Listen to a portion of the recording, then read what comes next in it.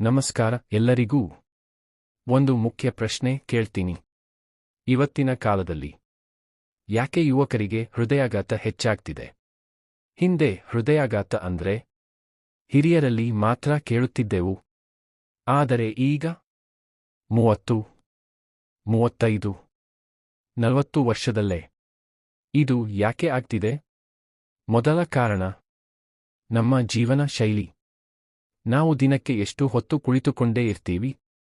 ಕೆಲಸ, ಫೋನ್, ವಿಶ್ರಾಂತಿ, ಚಲನೆ ಬಹಳ ಕಡಿಮೆ. ಹೃದಯಕ್ಕೆ ಕೆಲಸ ಕೊಡ್ಲಿಲ್ಲ ಅಂದ್ರೆ ಅದು ಹೇಗೆ ಬಲವಾಗಿರುತ್ತದೆ? ಎರಡನೇ ಕಾರಣ ನಮ್ಮ ಆಹಾರ. ಬೇಗ ತಿನ್ನೋ ಆಹಾರ, ಎಣ್ಣೆ ಜಾಸ್ತಿ ಇರುವ ಆಹಾರ. ರುಚಿ ಚೆನ್ನಾಗಿರಬಹುದು, ಆದರೆ ಆರೋಗ್ಯಕ್ಕೆ ಹಾನಿ. ಇವು ನಿಧಾನವಾಗಿ ರಕ್ತನಾಳಗಳಲ್ಲಿ ಕೊಬ್ಬು ಸೇರುವಂತೆ ಮಾಡುತ್ತವೆ. ಮೂರನೇ ಕಾರಣ ಒತ್ತಡ.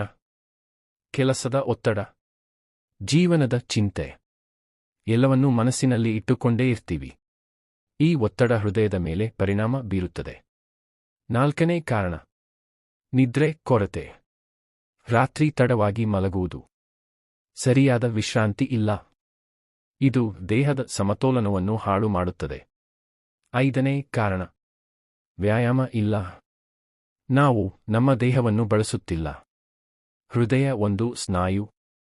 ಅದನ್ನು ಬಳಸಿದ್ರೆ ಮಾತ್ರ ಅದು ಬಲವಾಗಿರುತ್ತದೆ. ಹಾಗಾದರೆ ಪರಿಹಾರ ಏನು?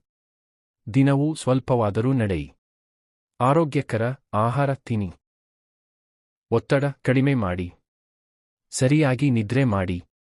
ಇನ್ನೊಂದು ಮುಖ್ಯ ವಿಷಯ ಏನೆಂದರೆ, ನಾವು ದೇಹ ಕೊಡುವ ಸಣ್ಣ ಸಣ್ಣ ಸೂಚನೆಗಳನ್ನು ಗಮನಿಸೋದಿಲ್ಲ. ಸ್ವಲ್ಪ ಉಸಿರಾಟ ತೊಂದರೆ, ಬೇಗ ಸೊರಗು, ಎದೆ ಭಾಗದಲ್ಲಿ ಸ್ವಲ್ಪ ನೋವು, ಇವೆಲ್ಲವನ್ನು ನಾವು ಸಾಮಾನ್ಯ ಅಂತ ತೆಗೆದುಕೊಳ್ಳುತ್ತೇವೆ.